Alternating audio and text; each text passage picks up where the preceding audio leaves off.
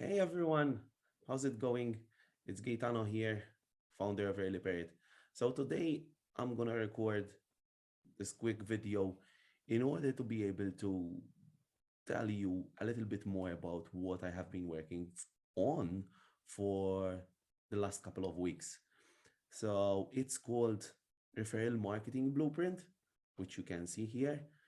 But before I hand it over to you, I would like to give you a little bit more context about why I went to great lengths at creating this blueprint, the idea behind it, how it all started, and also how you can use it and how you can benefit from it.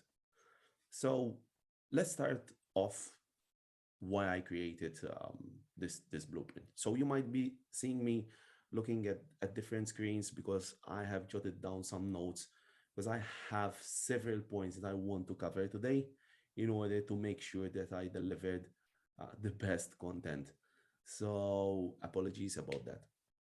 So first things first, referral marketing blueprint.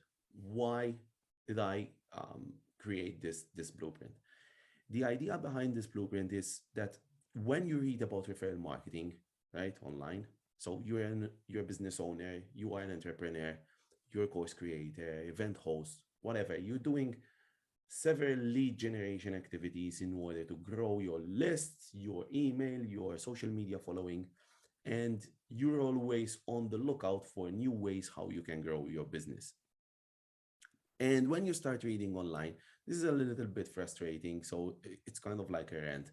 When you start reading about referral marketing, some will tell you that referral marketing is going to work your business, going to be wonderful for your business, going to change like your business from, like a business which is stuck and it's going to magically solve all your problems. And you start getting leads from everywhere at no effort at all, and which it's not the case.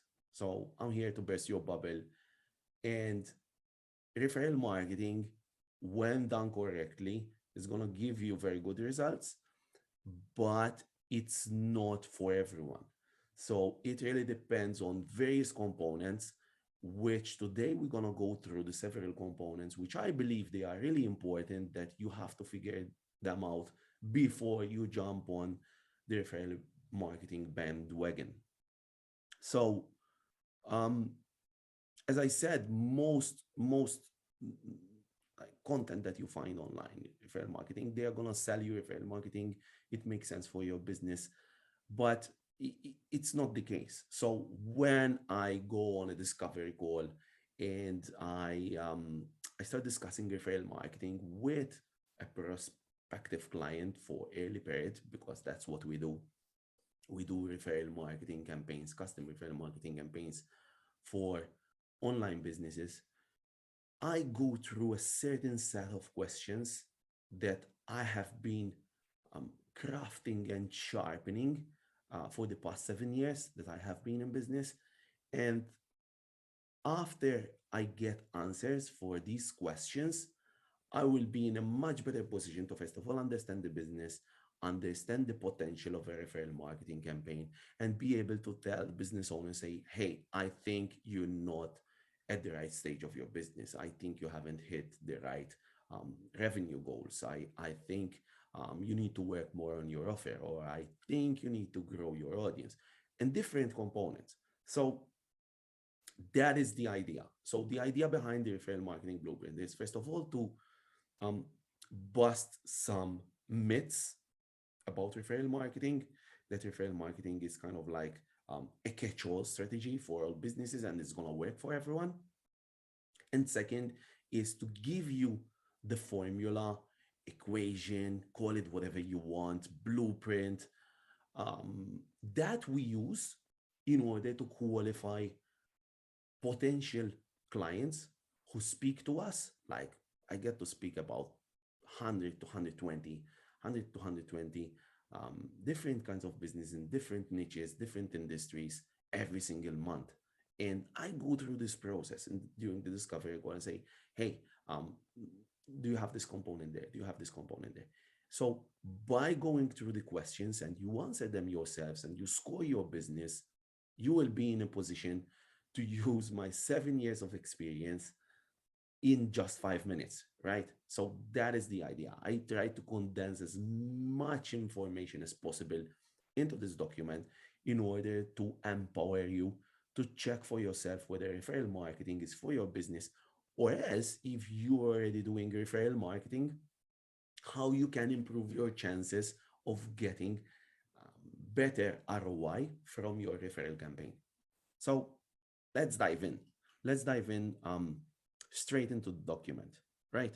So first things first, when it comes to the blueprint, referral marketing blueprint, um, here there are some um, like description of how to use the blueprint. Basically, you have to answer all the questions.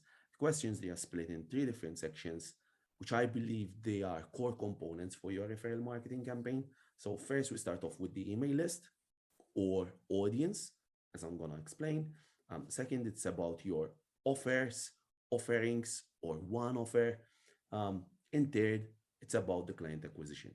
Once you answer all the questions, which would take you, I don't know, less than 5 minutes, you will be able to sum up all the scores and compare your score uh, to the chart at the very bottom of the document, and you will be in a very good position to accurately tell whether um, referral marketing is a total waste of time for you, or whether you could improve certain components in order to improve your chances and be able to benefit from the benefits that referral marketing can provide your business. Or else that, hey, I'm sitting on a gold mine here and I don't know, I didn't realize that I'm sitting on a gold mine.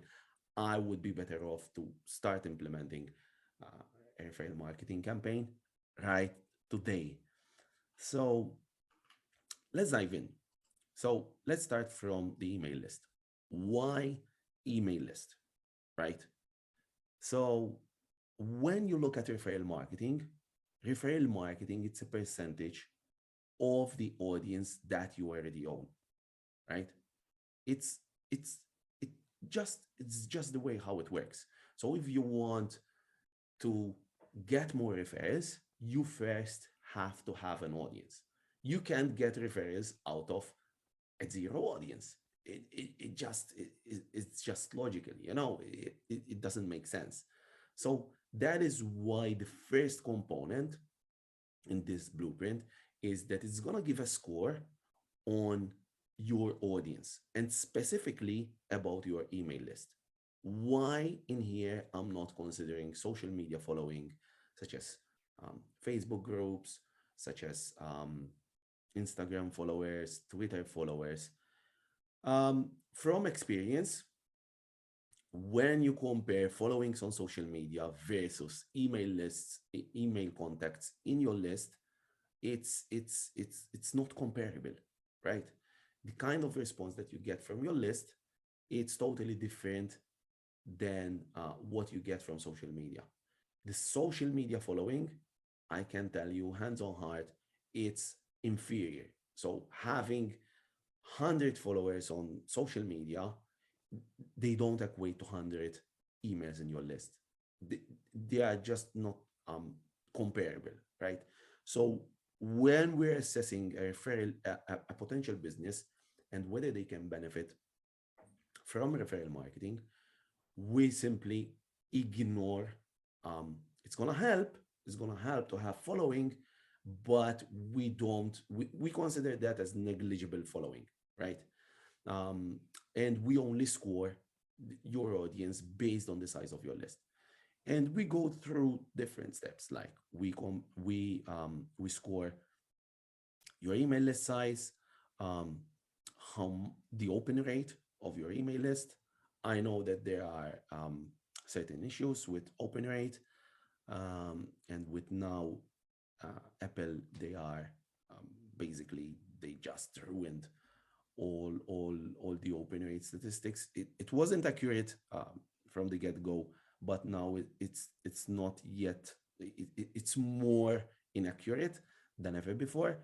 but I still feel that the open rate, it still gives you a very good idea of how things are working out, how engaged your audience is, and also what is the potential of um, getting your message across, which is really important for a referral campaign. Because when we're going to launch a referral program, we're going to reach out to your existing audience and say, hey, you know about our business, you know about our brand, you know about the content that we provide, about the services we provide, about the value that we have provided you with. Why don't you refer others in exchange for a reward? That's the whole idea. So you need people to open your emails, and you need your subscribers also to click on your emails, to be able to engage with your emails, not just, yeah, they just, skim through your content, they say blah blah blah, bye, and they just not take action. They don't take action on your emails. It's really important that they click on your emails. So we even have a question there where it's giving you a score based on your click-through rate. Also, how often do you email your list? So let's say you have a list, right? Sometimes we get clients that say, yeah, I have a 10,000 email list. To say, fabulous. That's really good. Um, what is your open rate? What is your click-through rate? Our open rate, it's 25%, pretty decent. Click-through rate, it's 2%. Yeah, but how often do you email your list? Every quarter. Your list it's mostly dead, and it's gonna be dead like from one quarter to another. You're gonna lose a lot of subscribers. You're gonna lose a lot of people who will forget about you, plain and simple. So if you're not emailing your list and you're not sending out um, good quality content that your audience want to engage with, it's basically it's just a number, right? So it's really important that um, there's frequent communication, frequent, meaningful communication. That's really important. Frequent, meaningful communication um, coming from you to your audience, to your email list. So that is the first section, your list and how engaged your list is. Second is your offerings. But you might say, does it have to do? Like, we're gonna have a referral program, right? Um, we're gonna give out rewards, so people should engage. Should send us referrals. No, it's not the case. So your offer or your offerings, your products or services have a huge weight, huge bearing on whether your audience is going to engage with your referral program. And here's why. Um, First of all, we have to understand whether your offering um, has been proven, right? Is it a proven offer? Did you manage to sell? How many courses have you sold? How many memberships have you sold? How many licenses have you sold for your software? How many coaching programs? How many clients do you have for your coaching program? Is it one, two, five, 10? And how much confident are you that you're offering it has product market fit? Um, People are willing to pay. People are willing to. It's a no-brainer offer for them. Um, you have been long enough in business so that people can relate to you. They know about your name, they know about you, they know about your brand. So the idea here is to be able to understand whether the audience part that we have just assessed and we have scored, whether they relate with your offering. So sometimes we get clients say, hey, I have a 10,000 email list, but I haven't sold anything to them. What does it mean? There's no overlap between your audience and um, your offerings. So either there's a problem. So either um, you have grew your list telling them one thing and then you're selling something else, something completely irrelevant, something that they are not interested in. Or else it might be that your offer doesn't make sense for them or it doesn't make sense at all. So we need to understand, and before we dive into references, the referral program, before we want to take that step and go in the limelight and say, hey, you have got a lot of value. from us, you have purchased the product, you have purchased of our e-commerce store. Why don't you go and refer others? We have to make sure, be 100% sure, even more than 100% sure, that our offer makes sense and that we are providing value to our existing audience, so that we're in a better position to ask for referrals, and we're very confident that we're going to get referrals. So that's really important. So we assess revenue in the last 12 trailing months, and we also assess also whether you have one offer, whether you have two offers, whether you have upsells, downsells. This is really important. And whether you can have your clients, whether your clients can do repeat purchases. So let's say, for instance, you have a product which can only be bought once, and your clients are converting, right? It's going to be a little bit challenging. It's not impossible, but it's going to be a little bit challenging when it comes to a referral program, because you don't have that relationship with your audience. So if it's a one-off purchase, you have got a lead, they converted, they bought the product or service, and they are gone. There's no long-term relationship. So when it comes to a referral program, it's really important that we build that long-term relationship. And that's why here we are assessing whether you have multiple products, multiple offers. Hey, if you haven't bought this, we have this. It might be you're interested more in this than in this. So you will be able to keep that conversation going, keep your audience coming back to you for more than one product or service. That's really important for a referral program. So we also ask that question. And if you are, like, one question that I keep getting is, say, hey, I don't have a particular product or service that I'm selling. I'm selling other people's products. So I'm an affiliate marketer. Then we consider that as multiple offers and even repeat purchases. So it's possible to do repeat purchases, because you can sell them one product from one brand, and then you upsell them to another product. So the most important thing is that you have several offerings, and it isn't a one-off transaction. That is what we mean by this question. That is what I mean. So that is regarding your offerings, right?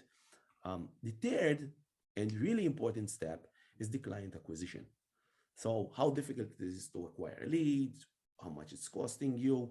Like, for instance, the first question is how much are you spending to acquire a lead or a customer? So if it's like you getting leads for dirt cheap, if you are you can get like leads for under $1 on paid per click, Facebook, Google Ads, and other products, other networks. It's okay. You can have a referral program, but I think you would be better off if you're not looking like for volume lead acquisition. I think you would be better off to kind of like first make sure that you are maximizing that channel, and then later on it might be you can apply referral marketing. Whilst on the other hand, if it's really expensive for you, or if it's becoming more and more expensive for you to acquire leads, then it makes sense that you start investing time, money, and energy in referral marketing, in nurturing your audience to refer others, because it's getting more and more expensive to acquire a lead. And it doesn't make sense that you keep on spending more money and you increasing your budget in order to acquire more leads, because you're going to get your business in a very critical position, that because of your lead acquisition cost, you will have no other option but to raise your prices, because you can't afford to acquire leads at the price that you're selling the product or service for. So as a summary, as a recap on this question, it makes sense to have a referral program for those who are spending, for those who are struggling to keep the cost of acquisition down or to keep it controlled, right? Because referral marketing is going to help you to get referred high quality leads, high converting leads at a fraction of the cost. So when you sum up, when you average how much you're spending on advertising versus how much you spending on referred leads, and you sum up all the expenses and you divide by the number of leads that you're getting through these two different methods, these two different lead acquisition method, your cost of acquisition is going to go down because your referred leads, they are going to drag down the price of your cost of acquisition. um, Also, we assess how you're acquiring clients or customers. So how are you getting people to know about your brand, about your product or your service? Do you have a funnel, or is it most of your business is being done offline, like over the phone, or by going into meetings, one-on-one meetings, and you basically have a website online so that people can browse along and get to know about you and about your brand, and then maybe they call in. So if it's offline, if it's an offline business, if it's something that most of the transactions they are happening offline, leads are being acquired offline, then that's a problem for your referral campaign, because they can't be tracking, right? They can be tracking of a phone call, someone referring someone else, or someone calling you say, "Hey, I've been referred by John." How are you supposed to track that? It's really really difficult to get to attribute referrals over the phone or in person. So yeah, you need to have a structured way, a funnel, a website, a contact page, book a call. You need to have a way how people can go through, get to know your business, and book a call with you, or go to a further step, purchase your product, and ideally they do everything online so that everything can be tracked, and your referral platform will be able to automatically handle that information, handle that data, and be able to react based on events that happen in your business. So when someone refers someone and they purchase something of you, it will be able to automatically go in, identify and attribute, identify the referrer, attribute the referral to the referrer, and give them the promised reward. Also, it's really important, the last point, um, the nature of your offering. So sometimes we get clients, potential clients, who tick off all the list, right? They have an audience, the cost of acquisition is going up, and they are really really anxious about how they can um, drive down their cost of acquisition. But then the nature of their product or service, it's a taboo, like it's something personal, or it's something related to health issues, or it's something related to specific conditions, which people in general, they are not willing, or they are not um, ready to talk about. Like if it's something personal, I don't want to go and refer my friend and say, "Hey, I'm using this product in order to be able to deal with a particular problem that I'm facing, or with a health condition." It might be it's considered um, privacy invasion to talk about something or a product or a service that I use. So this is really important that we assess this, because if it's a product or service that people are not willing to talk about, your referral program, it's not gonna work, right?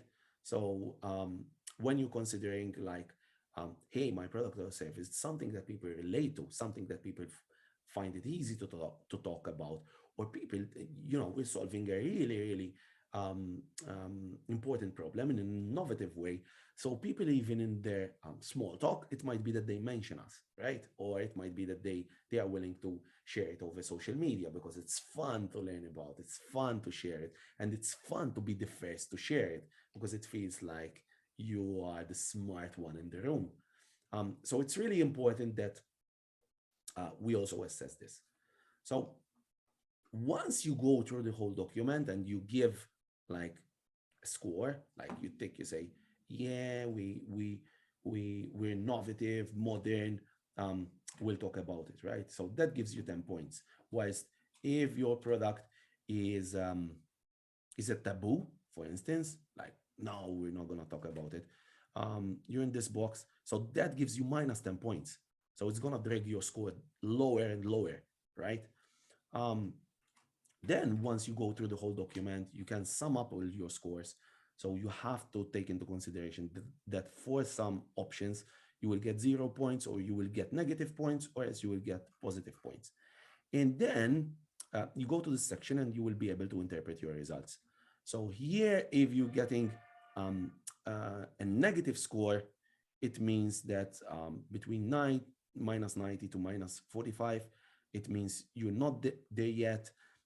Minus 44 to 0, it needs improving. So you need to go through all the questions and see how you can improve your position. So it might be that you need to grow your list. It might be you need to engage more with your list. It might be you need to work on your click-through rate, your open rate, in order to be able to get your score at least to a positive score. Once you get to a positive score, then you get into section where you say, hey, I'm gonna think about this, right? Because it seems like I'm in a neutral position. So with a little bit of tweaking, with a little bit of growth, with a little bit of um, adjustments and tweaking, it might be I position myself, my business, in the right direction to be able to benefit more from referral marketing. So we normally consider any business who get a positive score. So from 0 upwards, we consider the businesses should think about referral marketing. Well, obviously, if you're getting a single digit or less than 25 in score, in parallel with the referral campaign, we start working on improving some of the factors that are directly affecting your referral campaign in order to be able to get a better score and get a better probability of having a successful referral program. That's all from me. That's all of the documents. So you can go through this video in order to be able to score your business. If you have any questions like, hey, I can't really understand this question, or how do you think should I rate my business? My business is in this position. What do you think? Or I have this particular business case. What do you think of this particular business case? You're free to email me. So there's my email there, gaetano@earlyperiod.com. Or else, if you want to say, finally, now I understand referral marketing, and I want to take it to the next step, right? You can go in and you can book a slot in my calendar, and we can discuss your referral program. And I will be able to guide you with the next steps on how you can have a referral program for your business, the kind of results you should expect from a referral program, so on and so forth. So we'll be able to start talking about your referral program and potentially how you can also benefit from a referral program. Thanks for your time, and ciao, ciao.